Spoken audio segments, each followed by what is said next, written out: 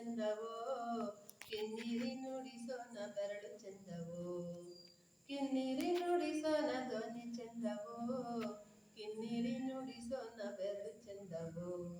ಎಲ್ಲೋ ಜಗಪ್ಪ ನಿನ್ನರಮಾನೆ, ನರಿ ಎಲ್ಲೋ ಜಗಪ್ಪ ನಿನ್ನ ಸ್ಥಳಮಾನೆ, ಎಲ್ಲೋ ಜಗಪ್ಪ ನಿನ್ನರಮಾನೆ, ನರಿ ಎಲ್ಲೋ ಜಗಪ್ಪ ನಿನ್ನ ಸ್ಥಳಮಾನೆ.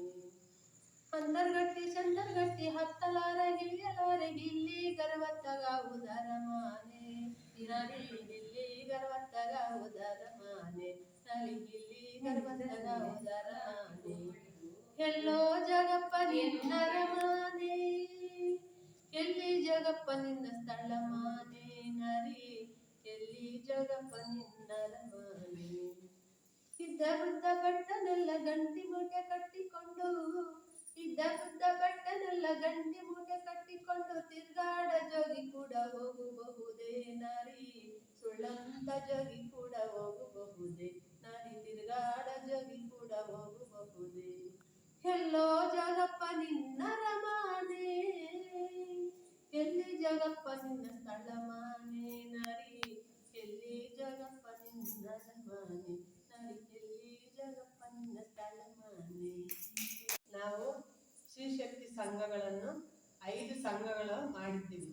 ವರಲಕ್ಷ್ಮಿ, ಮಹಾಲಕ್ಷ್ಮಿ, ಧನಲಕ್ಷ್ಮಿ, ಧೈರ್ಯಲಕ್ಷ್ಮಿ ಅಂತ, ಮತ್ತೆ ಭಾಗ್ಯಲಕ್ಷ್ಮಿ ಅಂತ ಒಂದು ಮಾಡಿದ್ವಿ, ಅದು ನಿಂತೋಗಿದೆ.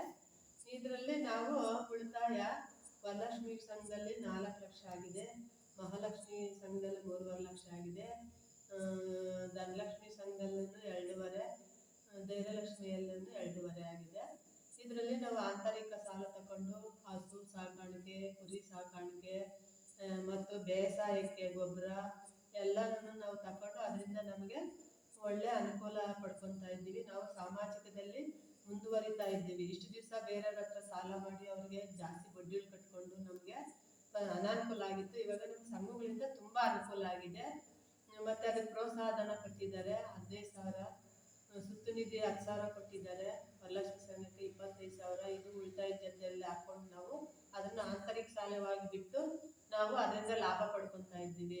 ನಮಗೆ ಈ ಆಂತರಿಕ ಸಾಲದಿಂದ ನಮಗೆ ಒಳ್ಳೆ ಅನುಕೂಲ ಆಗಿದೆ. ನಾವು ಕಂತುಗಳ ಪ್ರಕಾರ ಸ್ವಲ್ಪ ಬಡ್ಡಿ ಗಂಟು ನಮಗೆ ಇಲ್ಲಿ ನಾವು ಒಂದು ಇದು ಮಾಡ್ಕೊಂತೀವಿ, ನಮ್ಮ ಅನುಕೂಲಕ್ಕೂ ಮಾಡ್ಕೊಂತೀವಿ, ಮತ್ತು ಈ ಕಡೆ ಸಾಲನೂ ಹರಿತೈತೆ.